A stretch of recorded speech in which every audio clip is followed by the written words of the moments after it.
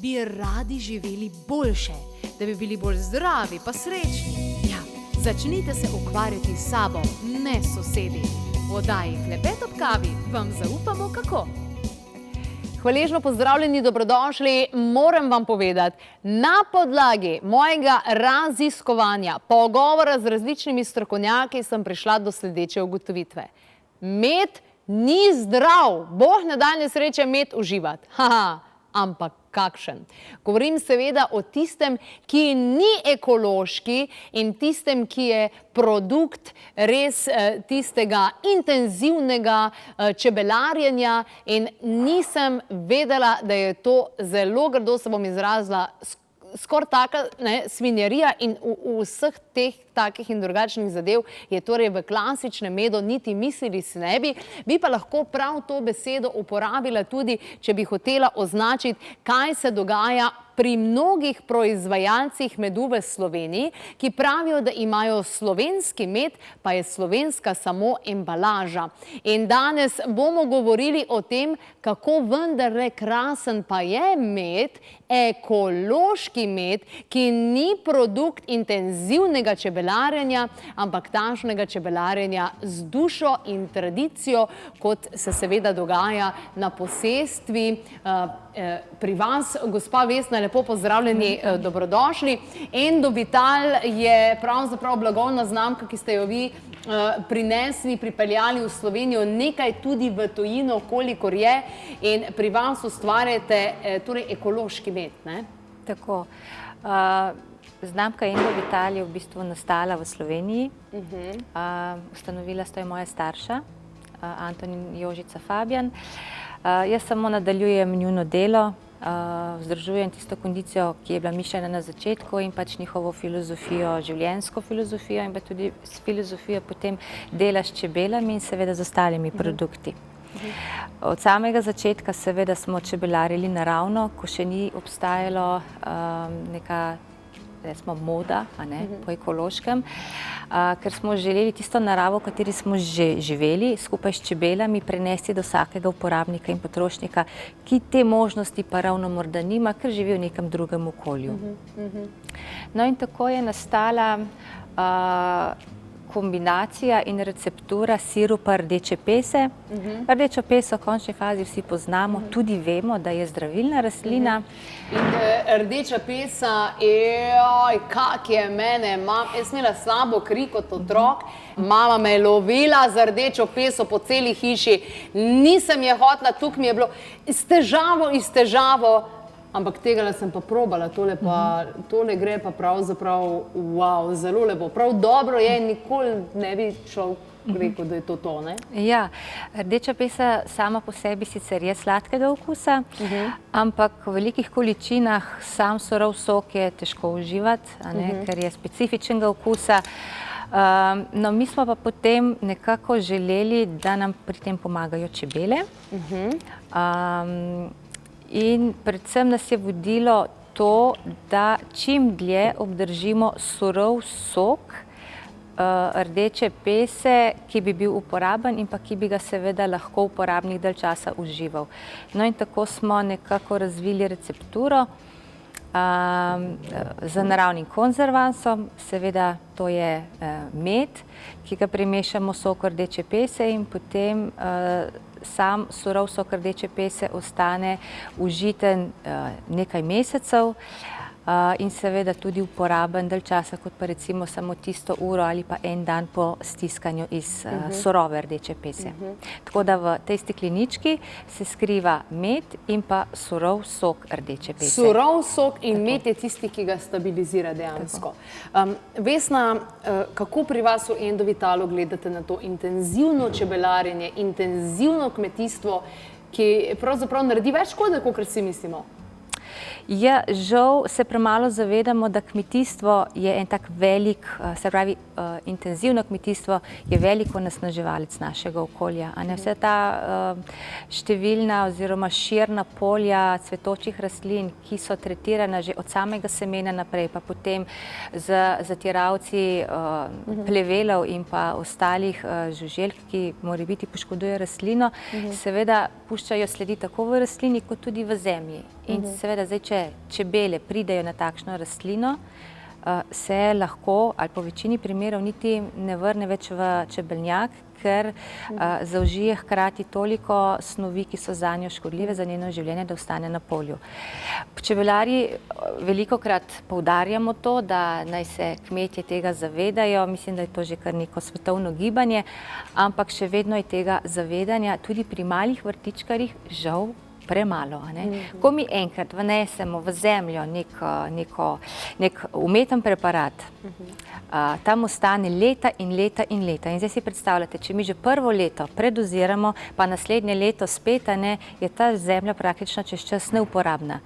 To sicer se ne vidi od danes do jutri, ampak če spremljamo to več let, se to opazi. Že samo, če mi intenzivno gojimo, brez dodajanja strupenih snovi, recimo v narekovajih, na neko nivo, s tem, da ne kolobarimo, da se ne zavedamo, da nekatere rastline ogromno povlečejo, da lahko uspevajo, nekatere pa na drugi strani dajajo, se tudi zemlja izčrpa. Zato je kmetijstvo, gojenje rastlin ena taka pomembna znanost, pomembna veja znanosti, ki jo moramo pač obvladati, če želimo se v končni fazi tudi preživeti, a ne s hrano. Na začetku sem si dovolila kar tako drzno izjavo, med ni zdrav, ne? Med je krasna, čudovita zadeva, eliksir, eliksir zdravja od nekdaj, ampak se mi zdi, da če primerjamo en ekološki med, recimo takšnega kot vi na vašem ekološkem posestvu, že vaši starši naprej pridelujete, ali pa nekaj, kar je pravzaprav produkt nekega intenzivnega kmetijstva, da tukaj pa res že težko govorimo o tem, da je tisti med še sploh med. Žal je med res lahko onesnažen. Zdaj ne smemo vse čebelarje metati v en koš, seveda, ampak se moramo zavedati tudi, da smo kritični do tega. Kajti zdaj vsi čebelarji jasno niso ekološki, pa vendarle čebelarijo na naraven način. Je pa žal tudi kar precej takšnih, ki vede ali pa tudi nevede vnašajo v čebelji panj snovi, ki ostanejo v panju samem in potem seveda to posledično tudi v čebelje produkte, kot je recimo med, vosek, propolis, tudi cvetni prah recimo, in to mi potem vnašamo v naš organizem. Seveda, tukaj je zdaj več virov. En vir je, da je čebeljak postavljen na področju, kjer ni primerno za čebelarjenje, v bližini avtoceste, v bližini nekega večjega onesnaženega. Kje imate vi postavljene čebeljake? Mi imamo na Kočevskem in pa na Primorskem Čičariji. Nekaj malega pa tudi v Kopru. Na področju, kjer je seveda registrirano, da je možno ekološko čebelarstvo, ker prav iščemo take področja, kjer vemo, da je že nekaj časa zapuščeno recimo, in takrat je največja garancija, da tam je naravno okolje, vsaj en del. Danes pregledava, katere stvari, pripravke je fino imeti v domači medeni lekarni in tale zadeva z rdečo peso. Zdaj, mene mami zaradi tega, zaradi krvi pa tako naprej. Kako je s tem? Za koga je najboljše ravno ta kombinacija, da je najboljše, se pravi, imamo rdečo peso, pa med, pa vidimo propolis, noter C-vitamin. Sama rdeča pesa je tako naravno ali pa tradicionalno zdravilo, že z davnine so jo povezali z krvjo, ker je pač rdeča, ker je lepa rastlina, že po listih se vidi, da skriva rdečo korenino in tudi jasno potem sok je rdeče barve, temno rdeče barve. Sama rdeča pesa ima dober učinek na čiščenje jeter, posledično seveda to pomeni, da zboljšuje krvno sliko. Mehanizem v organizmu nekako deluje tako, da kadar imamo povišeno temperaturo, tudi to znižuje, to je bilo neko tako ljudsko zdravilo, in pa vnaša veliko rudninskih snovi, seveda s predpostavko, da je ta rdeča pesa bila gojena v zdravi zemlji, ki ni bila tretirana z določenimi umetnimi gnojili. To je zelo pomembno. Seveda, rdeča pesa je takšna, jaz si rečem, dama med rastlinami, je lepa in pa tudi zahtevna. Zahteva gojenje v zemlji, ki je spočita, ki je zdrava in pa z njo je treba pravilno rokovati. to pokaže tudi na tak način, da če mi delamo s surovo peso, z golimi rokami dobimo lahko rahle poškodbe na naši koži, ker je zelo agresivna. Ja. Zato je priporočljivo, da uporabljamo rokavice, ampak s tem pokaže tudi, da lahko učinkuje v naš organizem na tiste tujke, ki so škodljivi za naš organizem. To se pokaže recimo pri kakšnih boleznih, ki jih povzročajo hitro rastoče celice, ki jih uničuje, zdrave pa seveda ne poškoduje. To je zelo pomemben moment. Tako da lahko deluje preventivno za kakšne težje bolezni. Mi imamo največ pozitivnih povratnih informacij, da se pokaže pozitiven učinek prav na krvni sliki, tako da imamo ogromno potrošnikov, ki so otroci, sploh tisti predšolski, ker v času vrtca, začetek šole je za njih naporen iz več razlogov in seveda imunski sistem pade in takrat je potrebno telesu dodajati nekaj, kar je naravnega in pa hitro delujoče, in to je prav sirup rdeče pese, ki ga seveda lahko uživamo v manjših količinah, to je nekaj žlic na dan in se že pokaže učinek v tam 2 do 3 tedne. Vidim, da ste v vaši družini naredili tudi za otroke. Na obeh teh škatlicah pa piše, da ni pasterizirano. Kaj to pravzaprav pomeni? To pomeni, da ni toplotno obdelano. Je res surov sok, kar je pomembno iz 2 vidikov. S tem obdržimo vse termolabilne snovi, ki so v soku rdeče pese, ki so pa najpomembnejše prav za izboljšanje krvne slike. In pa jasno tudi med. Med sam po sebi vemo, da obdrži svojo strukturo tako fizikalno, kemijsko in pa tudi zdravilno, tam do 35 stopinj, 37 recimo, potem pa se že začnejo izgubljati te njegove dobre lastnosti. Se pravi, pomembno je, ker se mi zdi, da to je bistven podatek, ali bo zadeva učinkovala potem kot more ali ne, ampak ga ne gledamo oziroma niti ne vemo, kaj in kako, in na takšen način zgubljamo nekaj, kar bi nam pravzaprav mogli najbolj. Se pravi, ni pasterizirano, ekološko, veliko je vidikov, da zadeva pravzaprav deluje.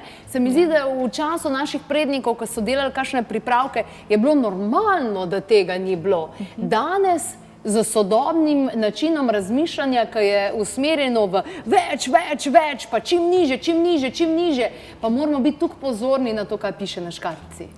Ja, ni vse zdravilno, ker, kot smo že na začetku rekli, tudi med je lahko onesnažen. Žal ne bi smel biti. Med je naravna substanca, ampak že od tistega momenta, ko čebela prinese v čebelji panj medičino in jo potem obdeluje do končnega medu, recimo, in ostale produkte.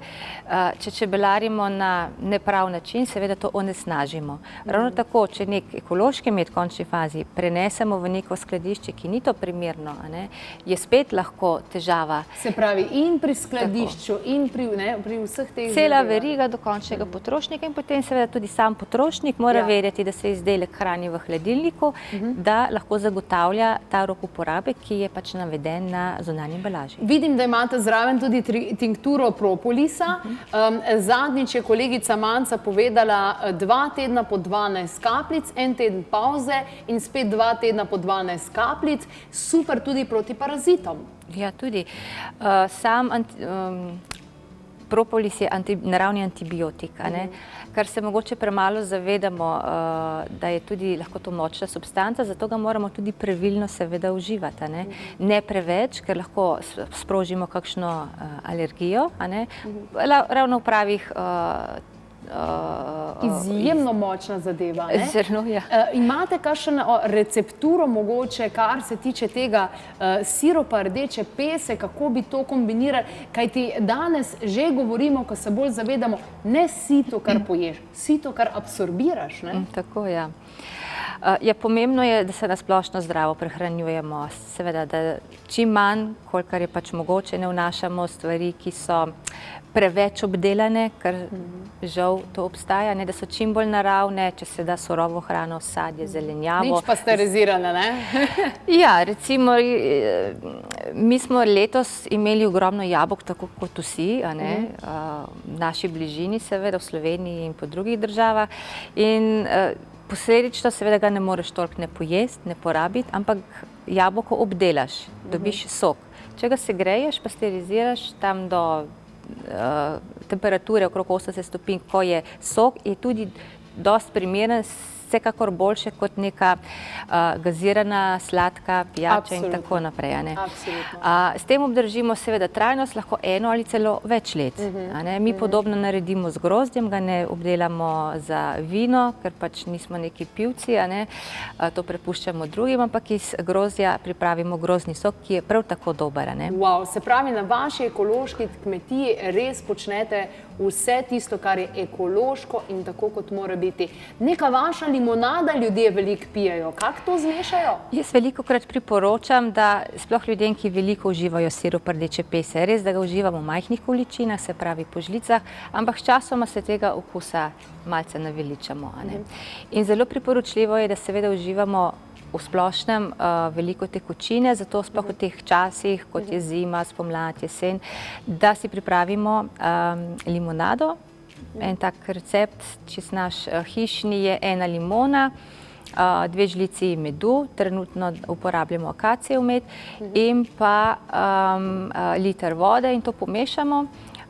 In v kozarec, ko si natočimo to pijačo, potem dodamo še žlico sirupa rdeče pese in se skupaj popijemo. To recimo naredimo ali enkrat na dan, ali pa tisti, ki uživajo več žlic na dan, lahko tam do 5 žlic na dan. Jaz sem pa zadnjič od vas udar, hvala lepa, zmeraj tako lepo ste že opremili našo ekipo, z veseljem in hvaležnostjo uporabljamo vaše izdelke iz ekološke kmetije Endovital. Tale cvetni prah, kam ga je najboljše dodati? Najboljše ga je uživati, če se da, seveda samega, Lahko se ga tudi raztopi v vodi, sicer ni tako uspešno raztapljanje, ker cvetni prah je obdelan z določenimi snovmi, ki se slabo topijo v vodi. Lahko ga vmešamo vse tekočine oziroma hrano, ki ni seveda segreta nad 40 stopinj. Lahko ga vmešamo tudi v jogurt ali enostavno drugo hrano, ki jo nekako zmešamo z drugimi stvarmi. Pomembno je, da ni vroča, recimo, topla, pretopla. Ker potem izgubimo tisti učinek, s katerim smo nekako prinesli na polico do doma tak preparat, ki je seveda, kolikor se da, učinkovit, čim bolj podoben tisti, ki je nastal v čebeljem panju. Čebele so neverjetne, slišim pa velikokrat, da pri čebelarjenju, sploh pa na takšen način in s takšnimi vrednotami, kot sta vaša starša pravzaprav začela, da je najbolj pomembna potrpežljivost? Ja, pogosto se zgodi, da vsi pričakujemo, da bomo imeli vsako leto enako količino ali višjo količino medu oziroma ostalih čebeljih produktov. Vendar se moramo zavedati, da čebelarstvo oziroma narava se spreminja. Posledično tudi čebelje, čeprav se zelo hitro prilagajajo razmeram na naši zemlji, vendarle ne more tako hitro slediti tem spremembam, ker tudi človek pomaga, žal, destruktivno, da se podnebje spreminja, bodisi na globalnem področju in pa tudi mikroklima v našem okolju. To seveda potem pomeni, da je treba s čebelami ravnati potrpežljivo, predvsem jih je treba opazovati. Mi lahko preberemo knjige in učbenike in se učimo, pa vendarle vsak dan, vsak teden, vsak mesec in vsako leto prinese nekaj novega pri čebelah. Zato jih moramo opazovati, delati velikokrat po občutku, znanje, ki seveda ga moramo nabirati o čebelah, in seveda jim pomagati, da one lahko sploh eksistirajo. Odlično, seveda. Sodelovanje torej, in pa vi imate v to vašem genofondu dejansko v genetiki to sposobnost, intuicijo, povezano seveda s čebelami. Najlepša hvala in uspešne, prijetne letine in veliko potrpežljivosti v kmetiji ekološki Endovital. Danes smo torej spoznali, kako dragocena je vsaka kapljica medu, sploh recimo v kombinaciji z rdečo peso, in vse to, kako pomembno je, da je ekološko in seveda pripravljeno na takšen način, da ne izgubi zadeva tiste moči, ki jo ima, kajti intenzivno kmetijstvo povzroča veliko težav, zato je pravilno, da začnemo brati deklaracijo, piše pasterizirano, nepasterizirano, katera stvar je to lahko, pri kateri stvari pa to ne velja, kot recimo pri siropu iz rdeče pese, ki ga bodo oboževali tudi otroci. Kar pomeni, da če ste nekje, a boste zboleli ali ne, prva stvar, ki naredite, popolnoma, če že niste tega prej naredili, popolnoma izločite sladko.